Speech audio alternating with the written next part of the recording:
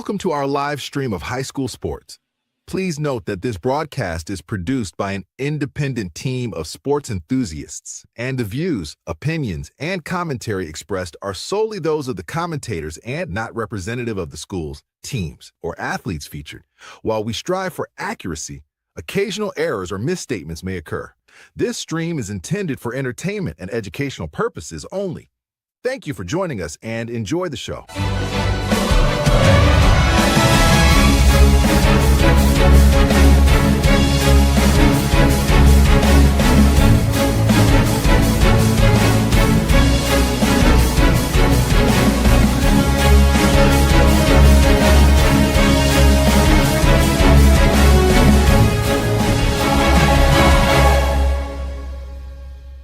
Yeah, come on, let's go. Hey, you ain't never seen nothing like this. Ain't no telling how it might get. It's the hypest right here. High school sports at its finest. So many highlights, you have to rewind it. Hey, Stream City, let me just remind you. The heart of a lion, a team full of fighters. So many stars on the field, it'll blind you. They're giving everything they got till the time's up. Yeah, legends in the making.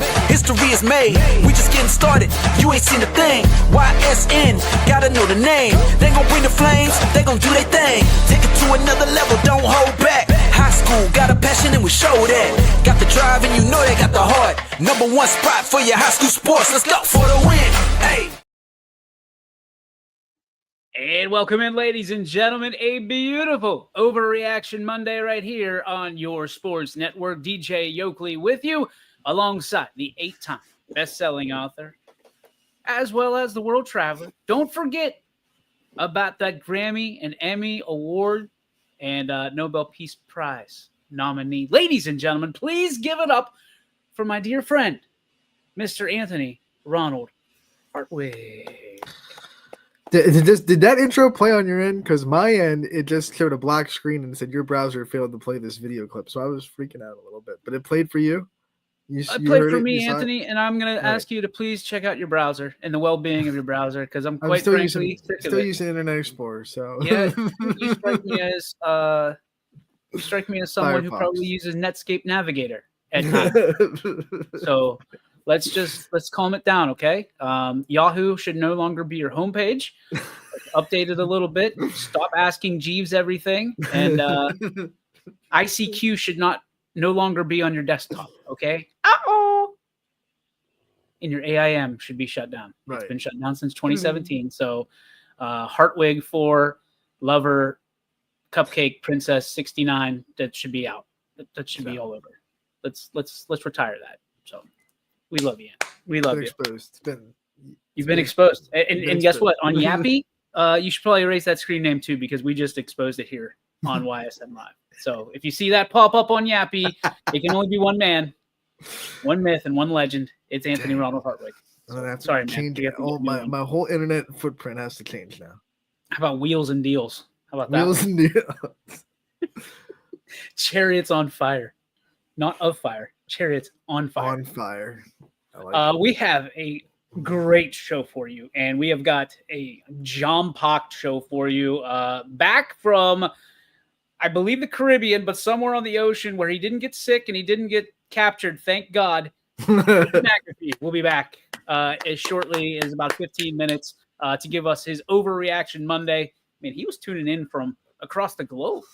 Like he was that guy. And I wonder if, it's never been proven, if our broadcasts get like translated in Spanish, because that would be freaking hilarious.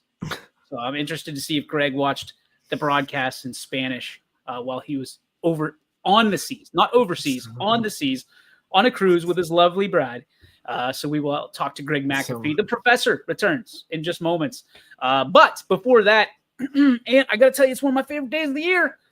Thanksgiving week. Thanksgiving, my favorite holiday outside of the 4th of July. They're kind of tied as American holidays. But I will tell you, family is family, no matter what family looks like. And this guy we're having just in mere seconds is a family member of mine. Family through family. And that means he's family to me.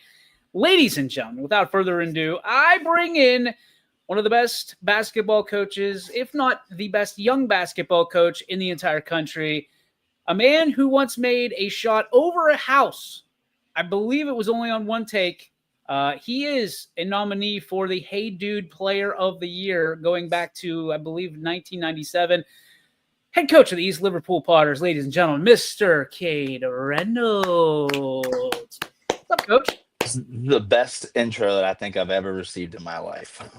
Nothing but the best for you, man. Nothing but the best for you. We'll get into your You guys are magic great. here in a couple minutes, but first we want to boy. talk about how great last year was for you guys. A learning experience, obviously, and now you graduated a lot. You're young and you're hungry, as you put it to me. What does 2020, 2025, 2026 look like for the East Liverpool Potters? Yeah, man. I mean, like you said, graduated a ton last year. I mean, I took the head coach's, dream job really last year with eight seniors that, I mean, know the game. They know how to play. Those eight seniors played 32 out of 32 minutes. You know what I mean? So coming into this year, we returned 0 varsity lettermen. We have 24 kids on the roster. 16 of those 24 are freshmen and sophomores. So when I say we are young, we are extremely, extremely young. But with that youth comes a lot of hunger. I mean, these kids know that teams around here are doubting us. They know that people think we're going to be down, and they are super, super hungry. They're eager to learn. They work really hard at practice, and I think that they want to show kind of not only our opponents, but I think they want to show our fans that, hey, just because we're young and a little bit inexperienced, that we're still here to win some basketball games and here still to make some noise in the Valley.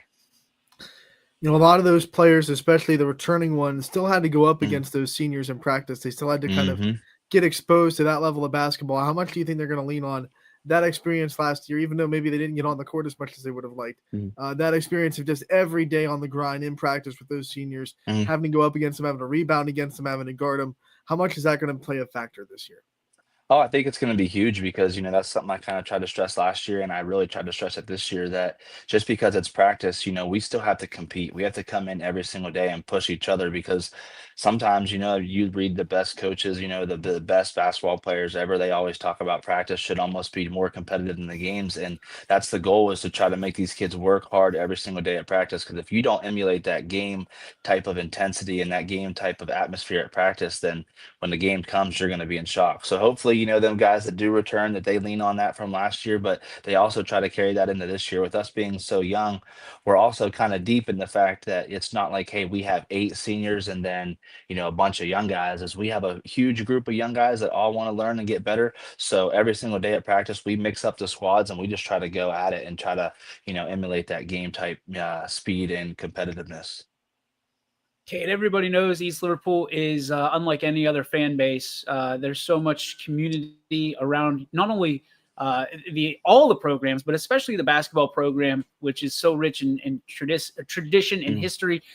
When you think about some of the names that are going to be popping out of that tunnel this year and running in front of all those, I'd like to say rabid fans, because the field house is a hostile environment in all the right ways. Yeah, it definitely can be.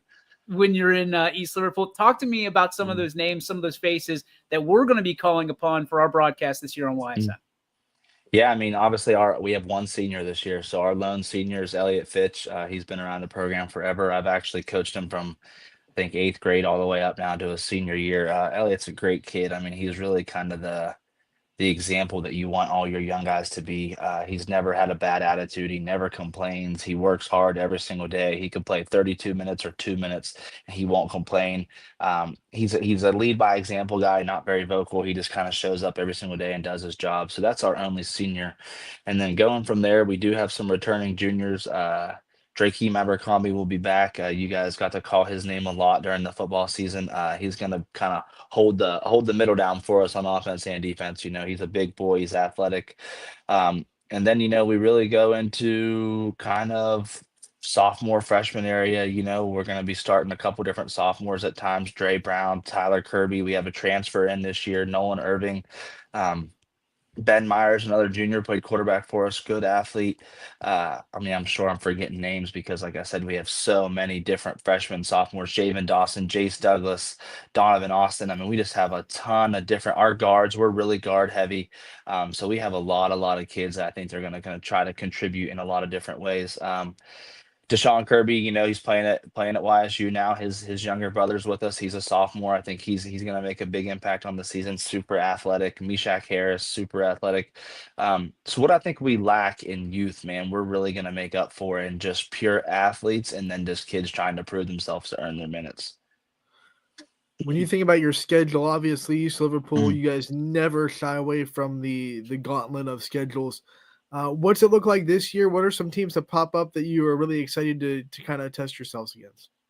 Yeah, so we actually added a couple new names to the schedule. We open up this Saturday with Buckeye Local. It is a league game. They joined the Buckeye 8. So we open up with Buckeye Local, and then we're right at it the next week with Big Red. So we played Big Red twice again this year. And the new names we added Medina Christian, former East Liverpool hometown guy.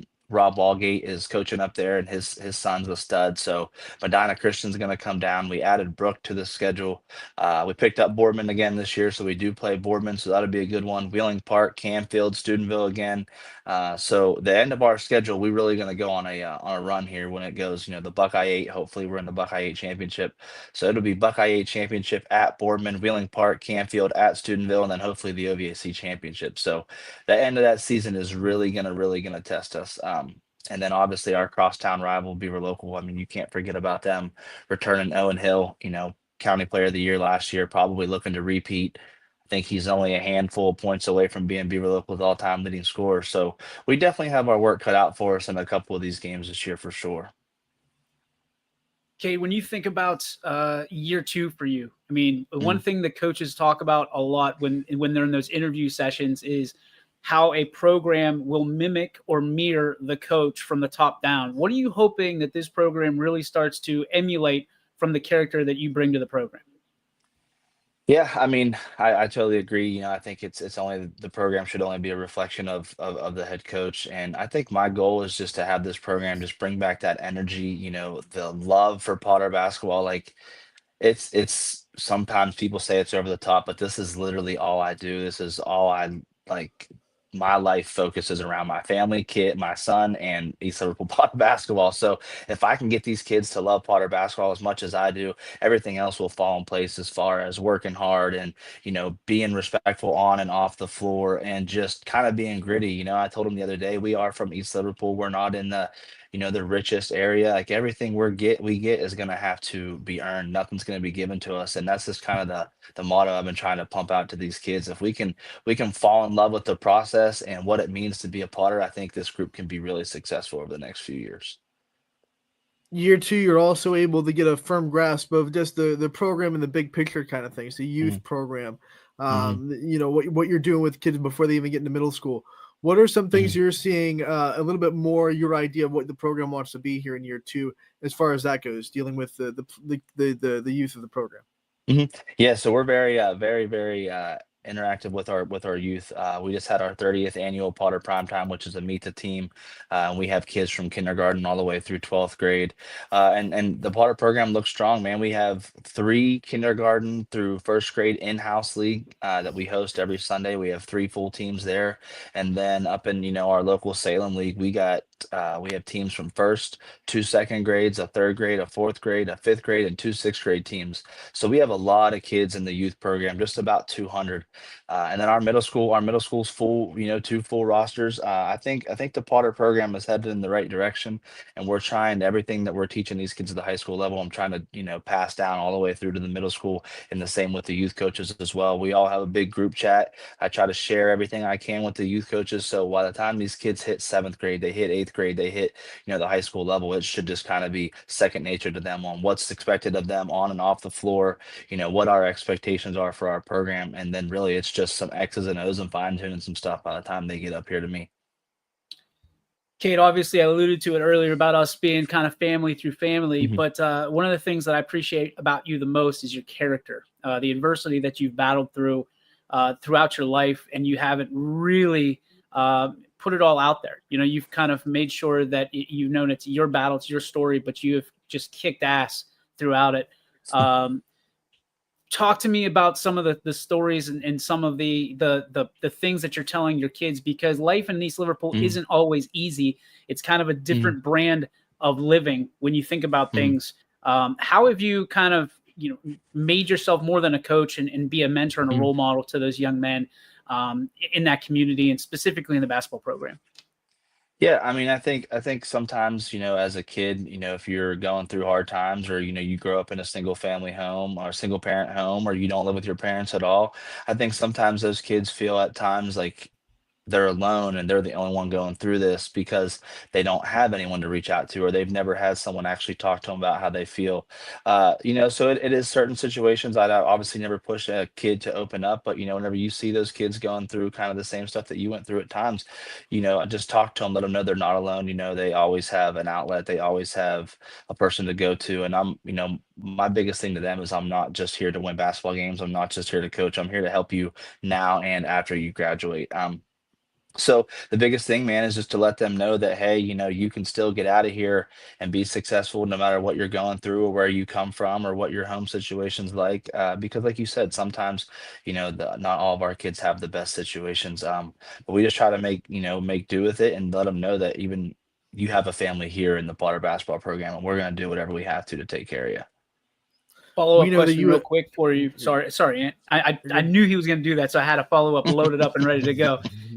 Obviously, with your son, growing with you through this basketball program, how was being a dad made you a better coach or a different coach than you were prior to baby boy being put on this beautiful blue rock? Yeah. I mean, I don't know. I want to say at times it made me a little bit softer, but other times I think it made me a little more strict in different ways. Just because I know the older he gets, the more he's going to be watching me. And obviously, I try to hold myself to a high standard, but I also try to anything I say, I have to make sure I stick to my word on because at the end of the day, it's all a man really has is his word. So the older he gets, the more he's going to be watching me and kind of seeing how I act outside of the gym. How does he act whenever he's not in the gym with the lights on and all the fans around, and I want him to see preparation's key too. I mean, there's nights like I've told you, in past interviews that instead of watching a Christmas movie we're sitting there watching film, and I hope that obviously I'm not going to push him to be a basketball player. I hope that he does fall in love with it, but whatever he does, I just hope he can learn from me, and by saying like whatever I'm going to do, I have to prepare for it. Preparation's key. I have to work hard every single day and try to be the best that I can at whatever that is.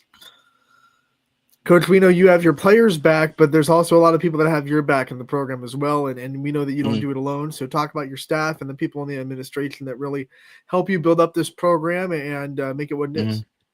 Yeah, so I do return the same exact staff that I had last year. We just moved some roles around a little bit. Coach Miller is now the varsity assistant. Rick Derringer is going to take over the JV team, and then, Coach Nepper is going to take over kind of the freshman role and then assistant.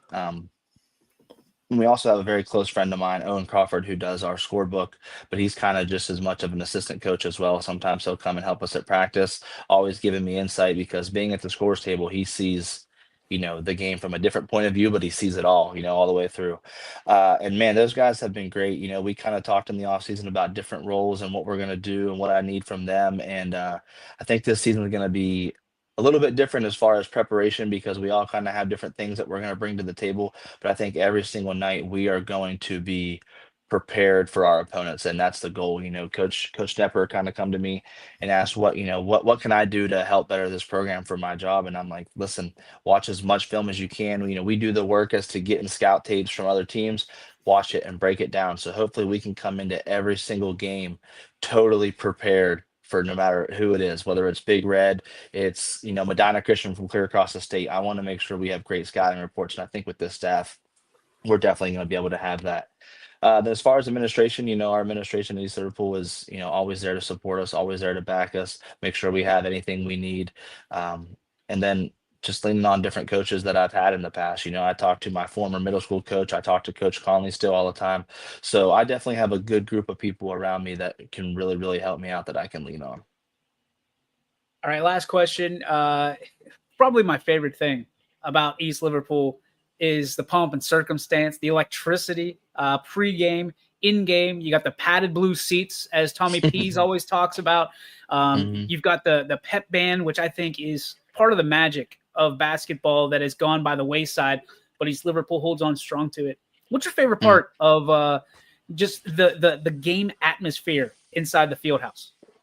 Oh man, my favorite part. That's tough. I will say this: the pet band was at prime time the other night, and it is the most kids I've seen in the pet band probably since I graduated.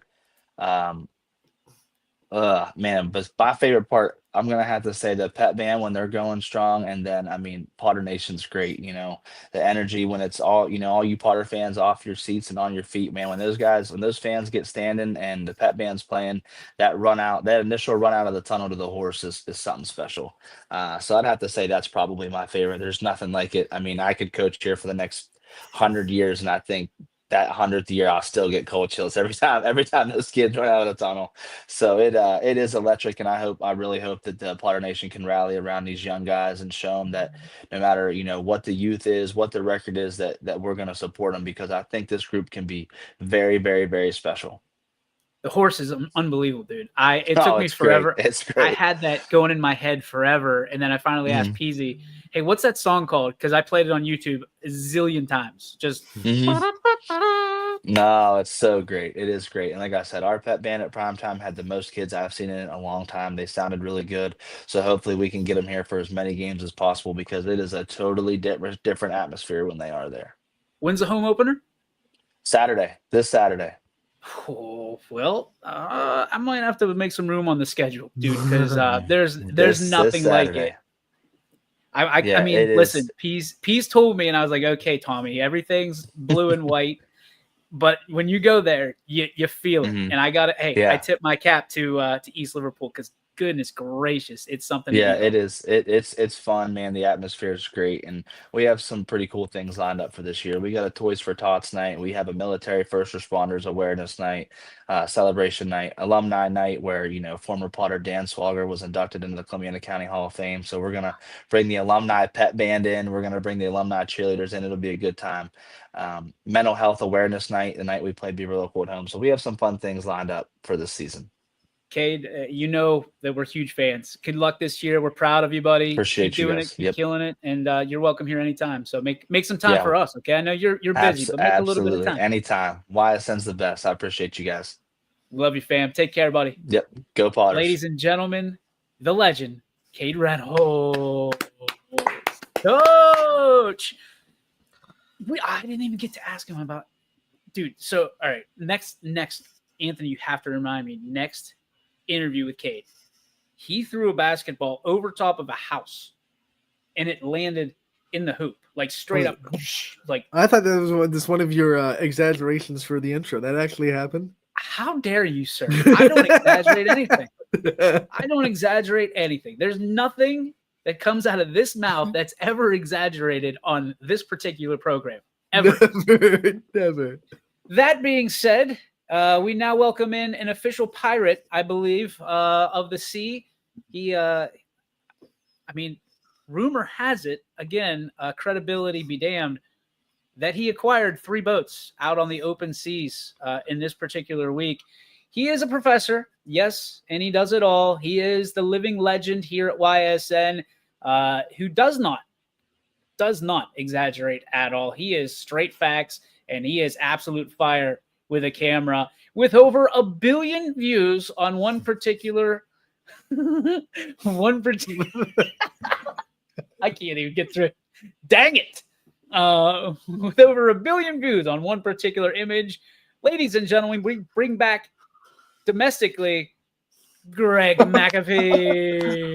What's There's up, another Professor? exaggeration. Never. I tried to hold it together, man. I tried. I couldn't. That's how it goes. That's how it goes. Welcome stats. home there, cowboy. Thank you very much, guys. Good to be back. I missed Greg. you last week. Well, we missed you. We had Gary on the sideline for Mooney, but it just wasn't the same. It just wasn't the same. He was our 15 minutes for his punch the clock and punch out real quick. He got some good shots. I saw had good shots. shots, They're yeah. pretty solid. Yeah. Don't make his ego any larger, please. That's the last thing we need, is for him to be retiring from the Dairy Queen, and then You got to he build turns guys into up, this guy. DJ. You got to build them up. Always Haven't- positive. build them up and then tear them down. Tear 'em Just down. a little bit. All right, Greg, one of the things, in a serious note, we have to talk about before we get to the official Overreaction Monday portion of the program.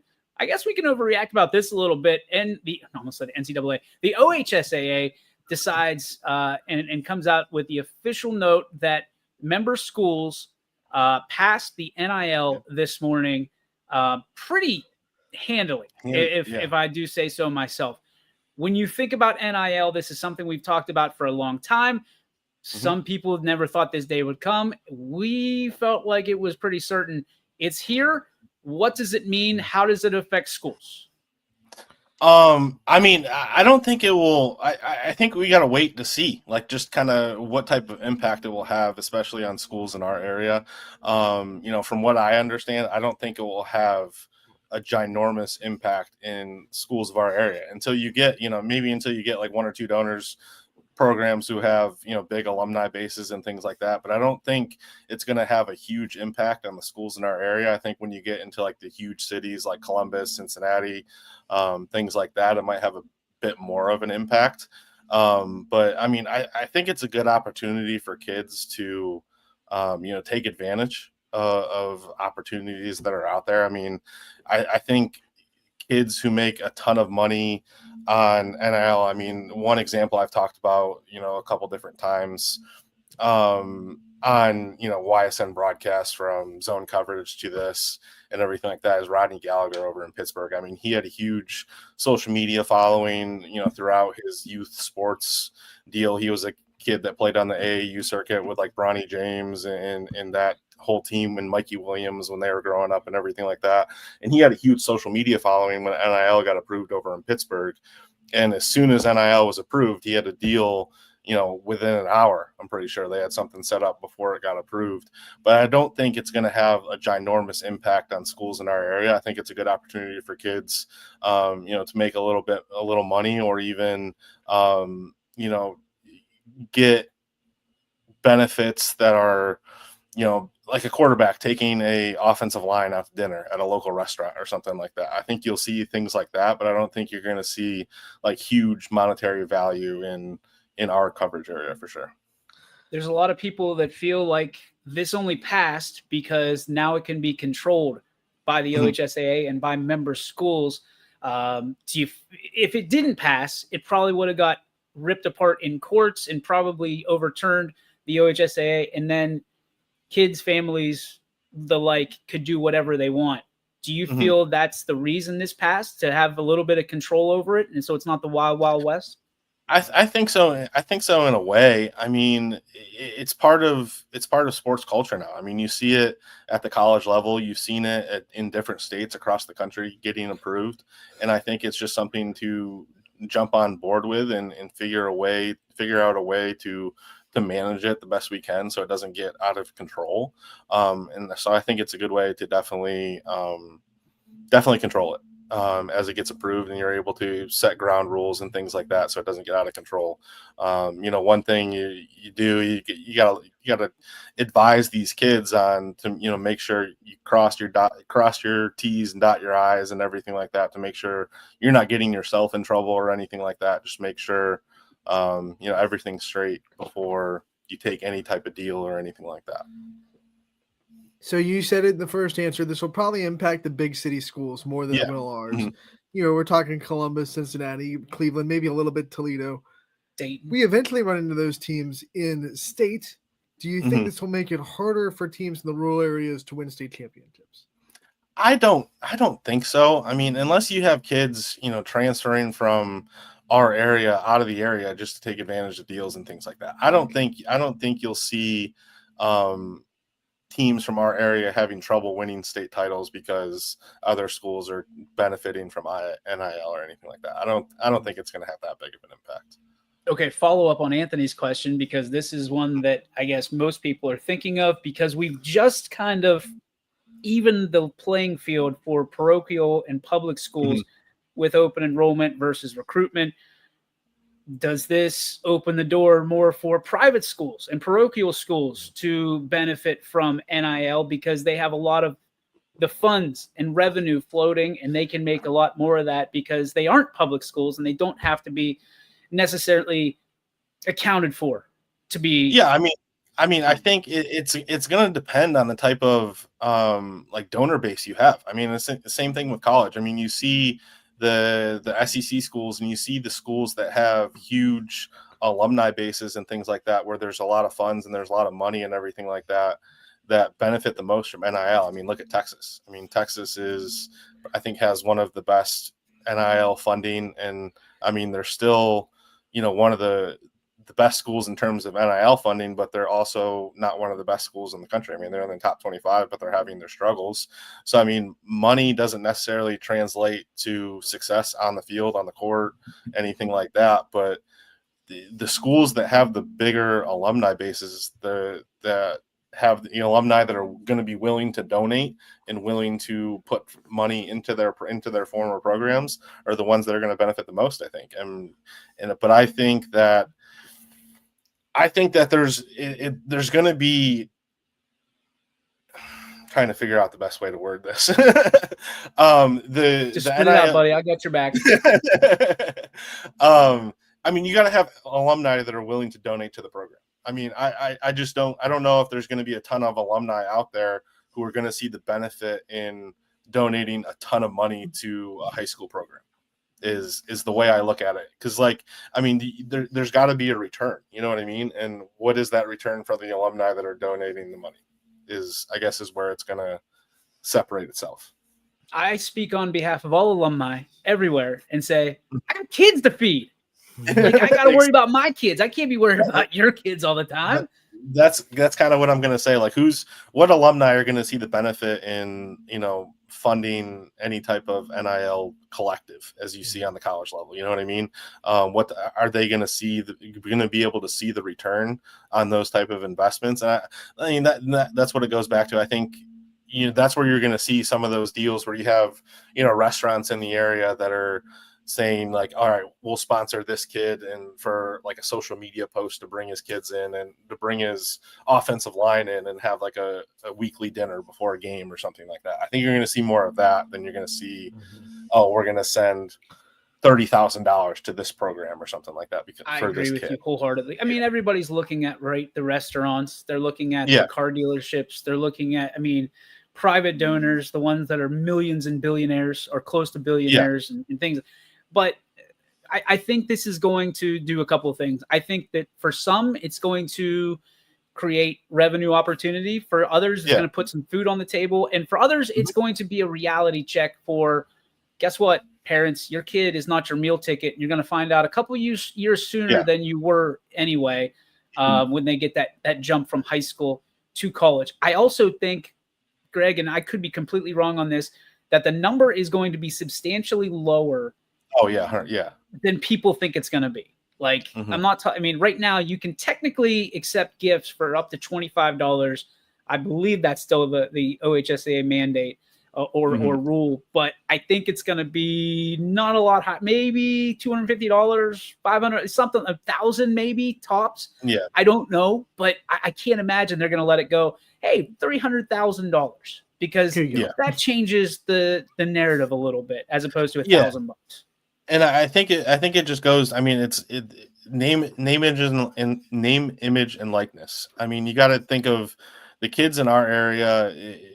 Businesses got to be able to benefit. In order for it to make sense for businesses, they have to be able to benefit from a social media following or something like that. And I don't see like that we have a ton of kids in our area that could provide that return in a way. So I don't think it's going to have the huge impact that people say it might.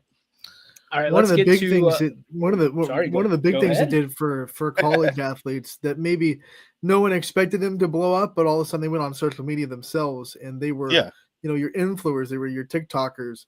They were all of a sudden allowed to make this money off of their social media following. I think that will happen a little bit in high school sports. We'll see a kid that is good at social media, good at TikTok, whatever it may be, blow up and then be able to, promote things or promote brands on their social media accounts, because that's Yeah. what really blew up in college. Yeah, but who in our area really has that type of impact or following or anything like that? Like, I mean, I live near on 224, and I drive past a billboard that has Bo Brungard posted on it, Mhm. you know, twice, 3 times a week. I mean, you get those type of followings, and you look back a couple years when, you know, Mitch Davidson was the quarterback at YSU, and he was able to benefit from his local connections and things like that. Same thing with Bo. So I don't think it necessarily has like the type of impact for high school athletes. Like, I don't think high school athletes technically have that type of draw so early in their career and everything like that before you build the social media following. But like, I mean, social media is king now. I mean, it really is. If you can build a big enough of a follower base where it can have some type of impact for business, I could see that. I just don't see it right now with who is in our area, I guess you could say. And that's coming from a man that just served up 1 billion clicks on one particular photograph. Worldwide. But yes. Worldwide. Do I have to? I mean, I run the disclaimer before the show. I'm just speaking truths at this point. Speaking of social media and how it is dangerous, it's time to get into our overreaction Monday of what happened over the weekend. And we start, ladies and gentlemen, with this one. Moody 48, Girard 14, Division 5, Region 17 finals. Moody moves on, and it was a tough night for Girard. It was a rainy night, but both teams had to play in it. But one of the things is interesting when you look at this, everybody pointing to Moody, and we talked about it last week, and this is not taking anything away from Girard, is that Mooney had been playing the underdog very well, and they were okay doing it all the way up. Girard just felt like they were being slighted all year. What's the difference, Greg, and how did Mooney come on top and get a running clock in this game in the late stages? Well, I think if you look at it, DJ, you know, Mooney has been kind of flying under the radar all year long. I mean, they suffered back-to-back losses earlier in the year to Canfield and Steubenville, and then they kind of went on a run to end the season and finished it off with a win over South Range. And then I don't think anyone else, I would say across the state of Ohio, benefited more from a first-round bye and, you know, basically a 2-week bye for the Cardinals than Mooney. You know, they obviously suffered some injuries throughout the year. You know, Ike Lake missed some time, Dom Lutlow missed some time, a couple other players, and they were able to get healthy. And, you know, last time for the last Overreaction Monday I was on here, I talked about how in the playoffs, like you want to be hitting your peak as the playoffs come. And I think that's just what Mooney is doing. I mean, they're playing lights out. I watched about 3/4 of the game this morning before it was pretty much decided. And this team, I mean, they're just everywhere. They're doing everything right. They're throwing little variations into their running game. Vince Gentile I think he's an underrated passer. I think he's an underrated quarterback in the area. He really has the ability to hit the deep ball when they need to. And then he has a strong running game behind him with guys like Tyree Dawson and Brady Desmond and Ike Lake. And he's got a couple receivers on the outside, John Brenner, Kingston Powell. I mean, they got guys everywhere, and they're big, they're fast, they're strong, they're physical. And they really shut down all of Girard's strengths. I mean, looking at the stat book, Mario Lipinski was basically a non-factor. I mean, the running game, Girard's running game didn't seem to really have an impact as it did earlier in the year. AJ Pearson seemed to be kind of bobbled up with those little QB draws up the middle and things like that. And they couldn't really get going. They couldn't really exploit the strengths that they've done well all year long. And Mooney's just playing at a different level right now. I mean, they're playing really, really strong. They got a tough matchup this weekend against Wheelersburg, but they're playing at the level that they want to be playing at right now at this point in the season. When you look at this game, and it was competitive for quite a minute before Mooney kind of ran away with it. When you watch the film, what do you think was that turning point? If you had to pick one player, one drive, or one kind of moment in the game that was the difference between it being competitive to it Mooney being run away, what do you think it was for this game?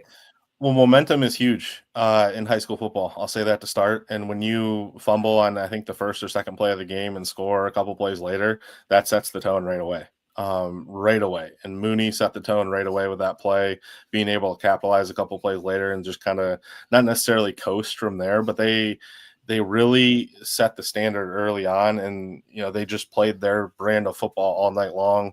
I was watching the broadcast, and Vince kind of pointed out the variations in the running game and how they were able to kind of switch things up and put guys in motion, and it really seemed to throw Girard's defense off. I wouldn't say there was necessarily a point where it kind of just got out of control for Mooney, but when you can take advantage of, at the end of the first half, when I believe they scored a touchdown and then hit a late field goal and then got the ball back at the beginning of the second half. I mean, that was huge. But when you can set the standard early on and force an early turnover and then capitalize on it, that's a big deal. And they limited those big plays that Girard thrives on. And I mean, it was a good game early on, but I mean, Mooney is just, they're playing at a different level right now. When you think about plus minus too, I think, Greg, you and I kind of chatted about it. Mooney has thrived all year long because when they get a turnover, especially deep in the other team's territory, they don't miss.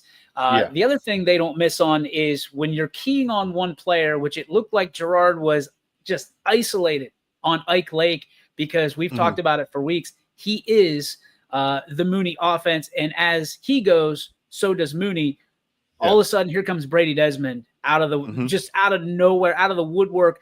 Would be A1 day one starter for the majority of teams in this area, and he explodes for 3 touchdowns. For Mooney to understand that and to have that game plan built in, it was almost like a chess match between coaches and coaching staffs on Friday night. Agree, disagree? Yeah, I mean, that's the benefit of having so many athletes in the backfield. I mean, when I covered the Mooney South Range game earlier in the playoffs, I mean, Desmond had a big night that night too. Tyree Dawson had 2 touchdowns. Ike Lake, I think, scored once I know he scored once. I can't remember if he scored again. But, I mean, you have all sorts of guys that can contribute. You can put the ball in their hand. You can depend on them. I mean, John Brenner, huge target on the outside. Kingston Powell is able to grab those deep balls.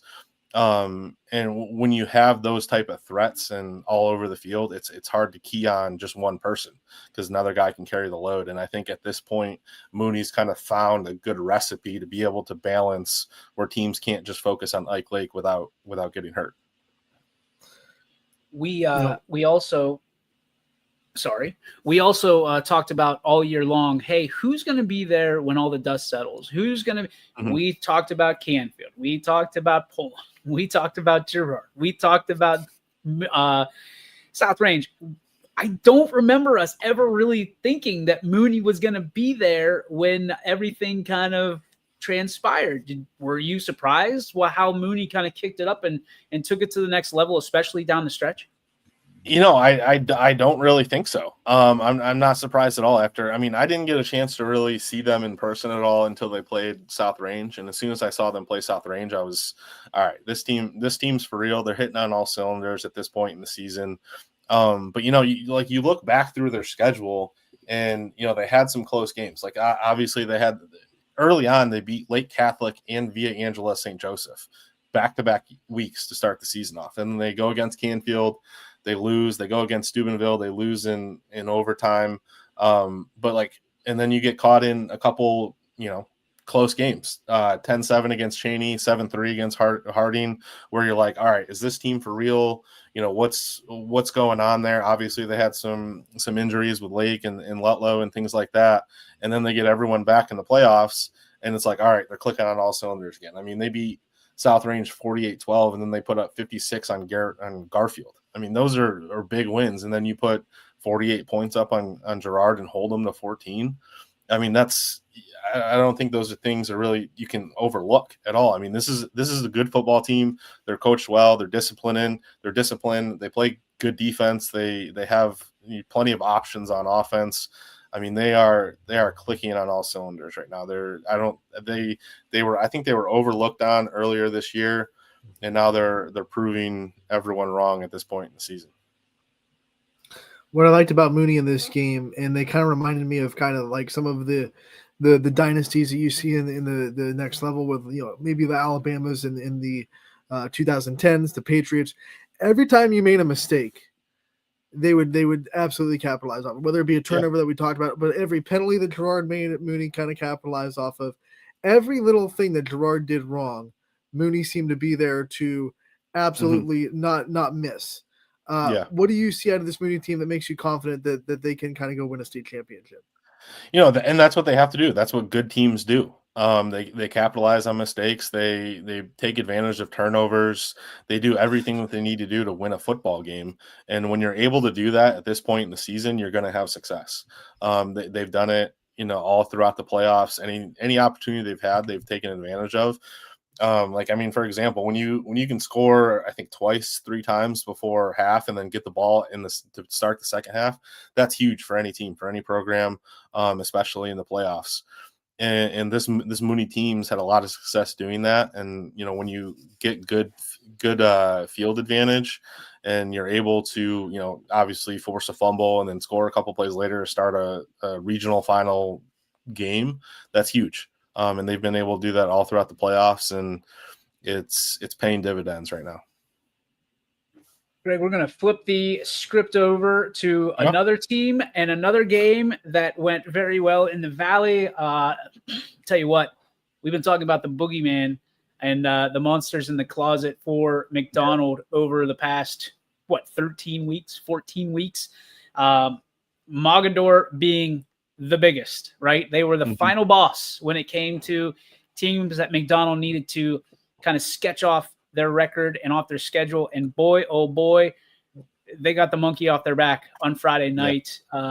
Dan Williams and the McDonald Blue Devils running wild, and one of the absolute best performances that we've seen all year from this very good, undefeated, undisputed McDonald football team. What still, as we head to the state semifinals, Greg, what impresses you still about McDonald? I don't think they had ever beat Mogador up until this point, if I'm correct. And so, to do that and win a regional championship, that's huge. And guys, I've been high on McDonald all year long. Every single week, every time we talked about McDonald, this team it just seems like it's one of those teams that's destined for greatness. They have a really strong senior class to start off. When you have a guy like Kyle Puckett leading the offensive charge, you have Drew Zajac, you have Casey Miller in the backfield, Preston Van Meter, and then you go on the outside and you look at guys like Jordan Perry and Josh Crumpack. I will say this, I think Jordan Perry and Josh Crumpack are one of the best receiving duos in the YSN coverage area. And I say that when they operate in an offense that doesn't really pass the ball a ton. If you put those two in a Girard offense, they would put up ginormous numbers, 1,000-yard receiving for both of them, I would guess. That's the type of talent that they have.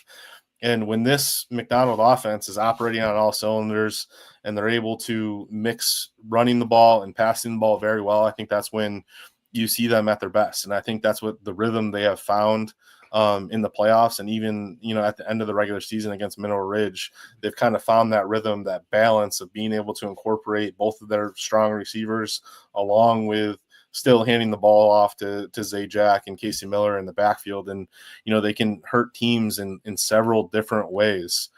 And that's just the type of team they are this year, and they have size across the front that they benefit from. This McDonald team is good. I've said it all year long. They're full of dogs. They have, strengths everywhere. And it's one of those teams that I'm excited to see what they do throughout the final 2 weeks of the season.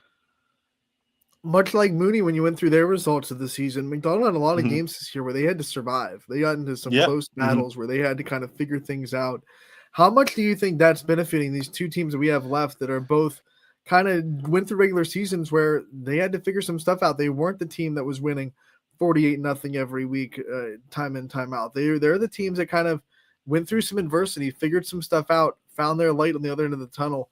What do you think that says about teams that have to go through that during the regular season, and what that'll do for a playoff run? I think it's good to experience adversity throughout the regular season. I think it's good for teams to play in those close battles, to play in those 7-6 games, 21-14, those close games where they can figure things out and find a way to persevere and come out with a win. And they did it against Lowellville. They did it against Springfield, and they're finding that success throughout the playoffs. I got to call their game against Springfield. on their home field, and it was a battle. But they didn't necessarily have that balance that I had seen earlier in the year between their passing game and their running game. They passed the ball a little bit early and then got away from it and kind of killed the clock and ate up the clock late in the game and was able to preserve a 1-point win. But I think when McDonald, finds that perfect balance between the pass and the run, that's when they're at their strongest. And I think that's what they've found throughout the early parts of the playoffs is, they're finding ways to incorporate Perry and Crumpack. And, then they're leaning on their guys like Zajac and Casey Miller, who's that's another like one of the best running back tandems in the area, in the Mahoning County, in the, what do you call it? The river to valley section. What is it? Yeah. From the valley and from the river to the lake. River to lake, and it's just huge. They're operating on all cylinders, and obviously when you have a guy like Dan Williams at the helm, who's coached I think 26 seasons at McDonald, celebrated their 100th anniversary as a program earlier this year. It's just huge. I mean, and to be able to have the type of success that they have in a year like this, where they had an early playoff exit last year, and they're motivated, and this group of seniors was at the base of kind of building the McDonald program back up. I mean, I remember seeing them play as sophomores a couple years ago when I was, with the local newspaper, and Zajac and Puckett were splitting reps at quarterback, and they were kind of in like a little bit of a spread offense and trying to find their balance. And then they switched back to the wing tee last year and really kind of hit their stride with the weapons that they have. And it's really just kind of taken off this year.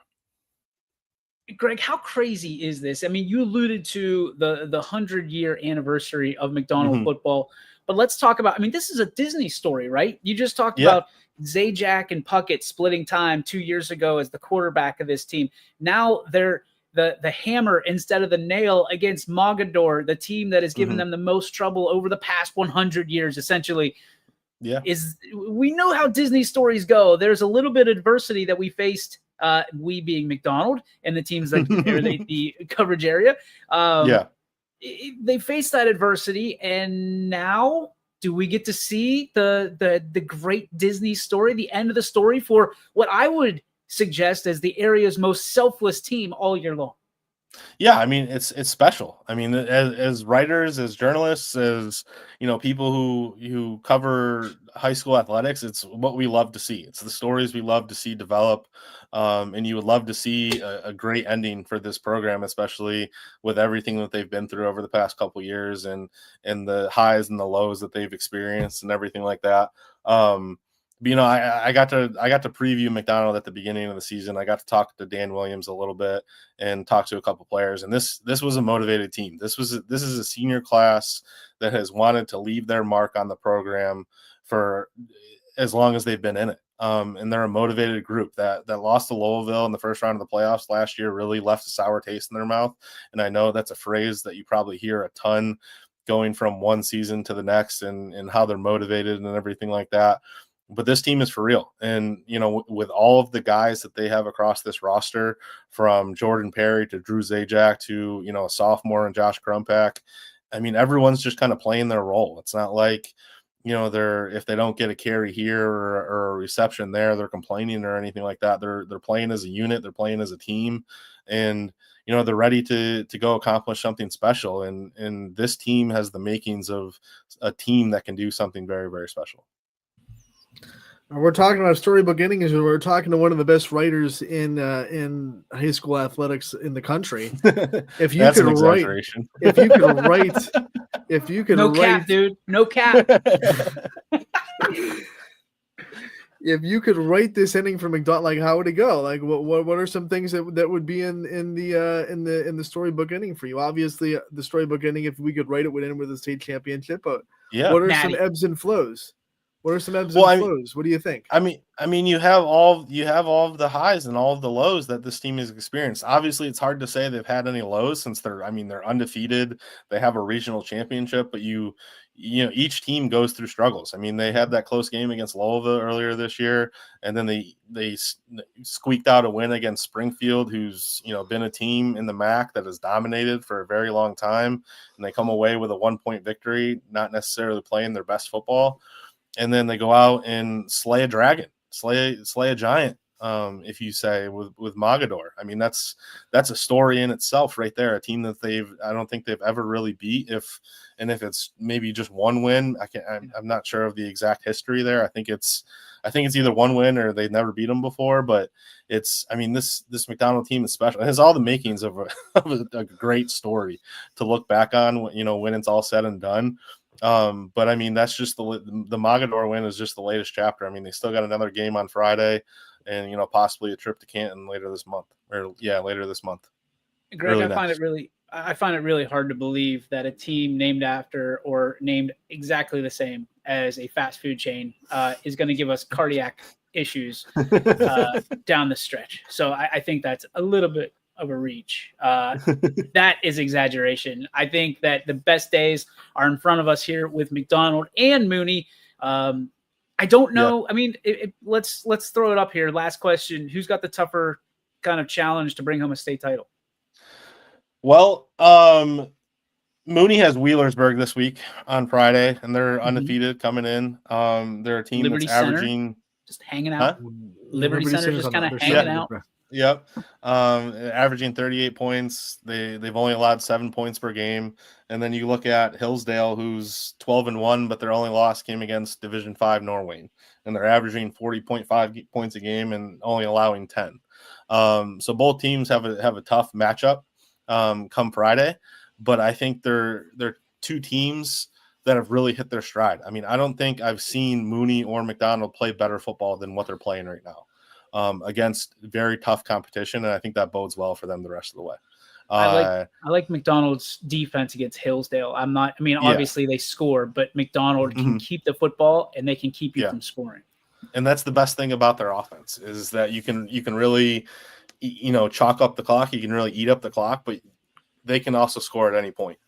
They really can. When you have guys like, Crumpak's probably one of the fastest receivers in the area. And then Jordan Perry is one of the best possession receivers in the area. So you can really strike at any point. And when you are able to keep teams off balance with their running game, Drew Zajac is probably one of the best run after contact running backs in the area with how big he is and how physical he is. And then you have a little scat back like Casey Miller is able to, find those holes and juke guys out of their shoes. And, they just have all the makings of a great offense that can hold the ball, but also strike quickly. Sam Torres alluded to it in the comments. No state championship is easy, of course, but the monster in Division 7 has been defeated. The big bad, boogeyman, Marion Local is no longer a factor. That doesn't mean you just hand the team a trophy, but at the same time, that was a dark cloud looming in everyone Division 7. Like, okay, but you have to play the team that won last year 76-0. In the state championship. And Hillsdale was the team that lost to Marion Local in the state championship last year. So they're a team that's probably motivated to get back to that point. And so McDonald's got a really, really tough schedule ahead of them, the really tough route ahead of them. But if there's any team that's made for that type of grind and to face that type of adversity, it's Dan Williams and the Blue Devils for sure. Well, you know what they say, boys. 76 and done. Mm-hmm.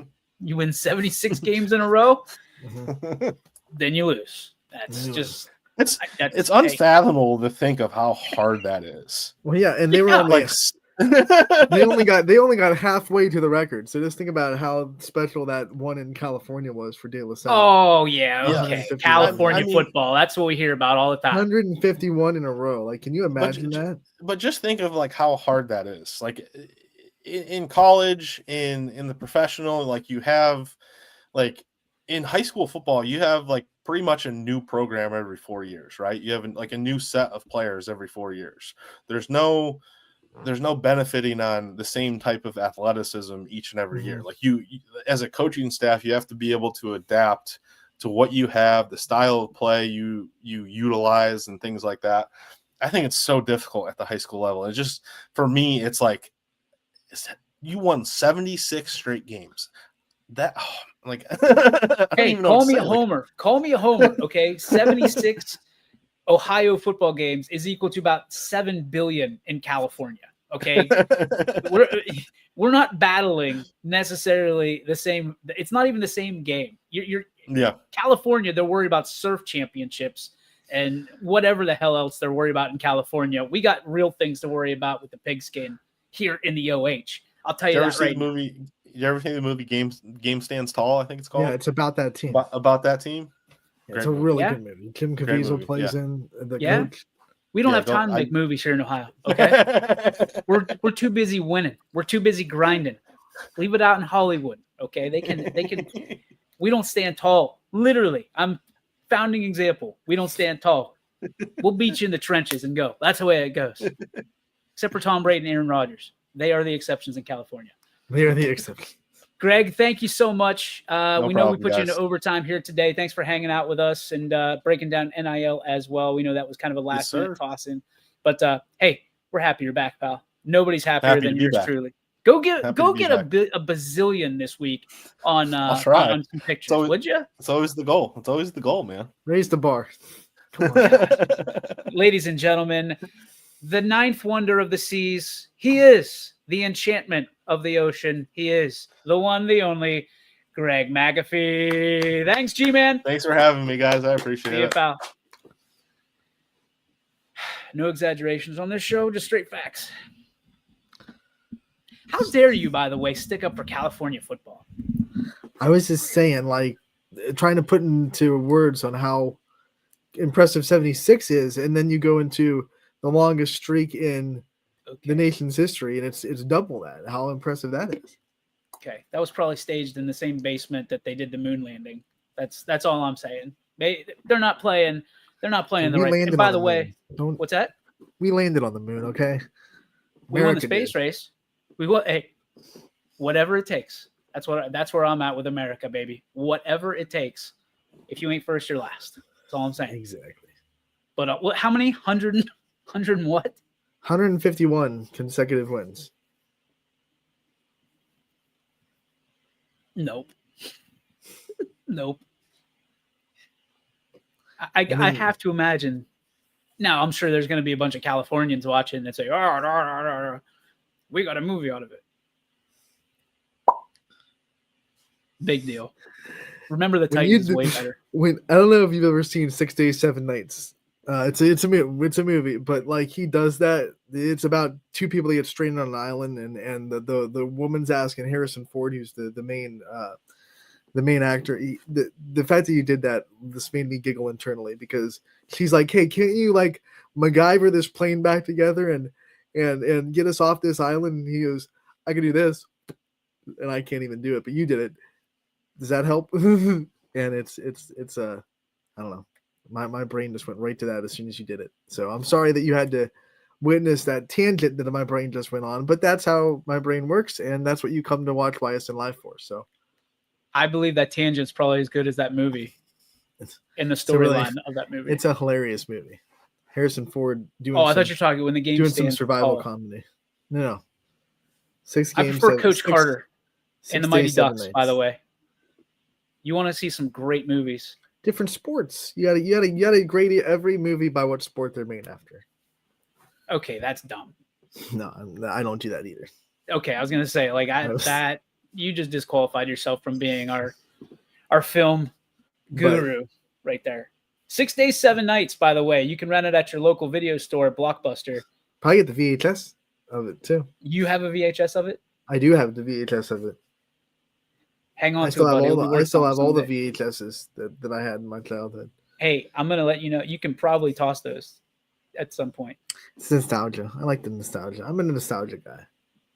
I like the nostalgia. I'll get you some help, pal. I'll Sorry. get you some help. We all have It's our gonna be all quirks. right. It's gonna be okay. It's gonna be We all all right. have our things. We all have our quirks. How many VHS tapes do you think you have? Over 100, because I was Ooh. oh, yeah. Because I had like every Disney movie that was made up until they stopped making VHSs. We have the VHS of, guaranteed, almost every. Maybe sell those on eBay and buy yourself this thing called Disney Plus that they have all of them, and it doesn't take up any space. But we're like we like the nostalgia. I'm sorry, we still have our old N64. We still have all the games for N64. Okay, I can get behind the N64, but VHS. We still have the NES that we with Duck Hunt, and they don't even have. You can't even play Duck Hunt. The TVs don't work. Oh, we have an old TV in the basement. We can play. You have a tube TV? Yeah. We don't get rid of stuff. Me and my brother, like my mom's complete opposite. She's always trying to like secretly take stuff out of the house, but me and Tom keep stuff. We're pack rats. Anthony, there's people that can help you. I think this is a true problem. You've got a tube TV somewhere in your home. Oh boy. God bless you, man. God bless you. Duck Hunt. I'm not gonna lie. I'd come over and play some Duck Hunt. Yeah, that's legit. But every other game, that's it. Oh, by the way, why is Duck Hunt the only game that played with the gun? It's marketing right there. I don't know. That's incredible, right? No other console game decided, hey, we're gonna use this. Yeah. Didn't we have a little rifle that you could use for like their yeah. I'm talking about hunting you? Oh, I thought you meant okay. No, I thought you meant like it was the only game that came out with. No, we have one of those sitting over there collecting dust essentially. No, yeah, you're right. The NES didn't come out with any other games that you could use that gun for. Would have been, hey, that's lightning in a bottle right there.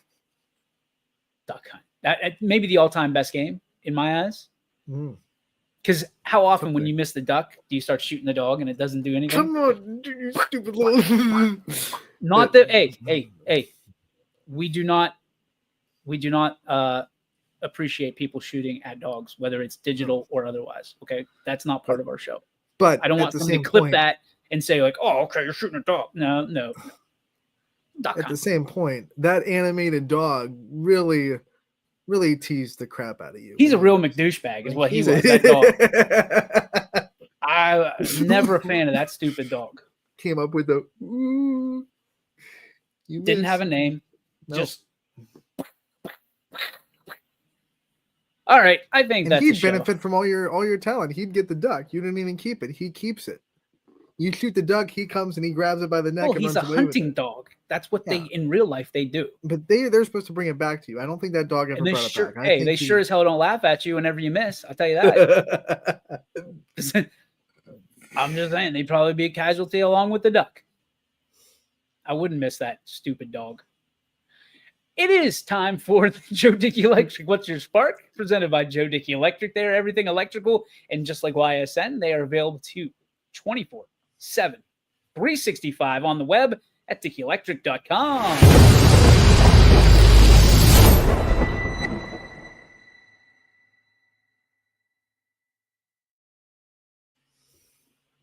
Ronnie, it's spark time. What do you have for us?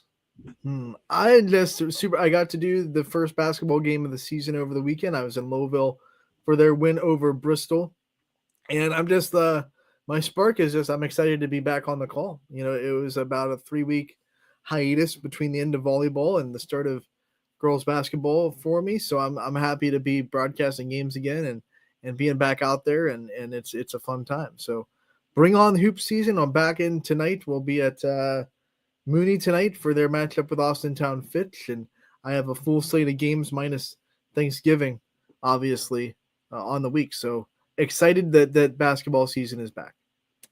Ryan Reese is my spark today Ronald. Because just straight up puts Ronald in the comments. Just nothing but Ronald. It's catching right traction. We're catching that just a little bit. God, just give us a little bit of sand underneath those tires, and we'll stop spinning. Just until everybody calls you Ronald Hartwig, my job is not done. My job has not even come close. Trying to speak the Anthony out of existence completely. Too many Anthonys, not enough Ronalds, and I think that you're a Ronald at this point. You've earned the right to not only a nickname but a new name that will be given, Ronald. Because listen, if somebody goes, "Hey, did you see Anthony on whatever?" It could be a million. But if someone comes up and says, "Did you see Ronald?" There's only one. I'm trying to help you, man. You're Mr. Hollywood. I'm trying to give you a stage name that just smacks. Ronnie Hartwig is legit. You could star in a plethora of films.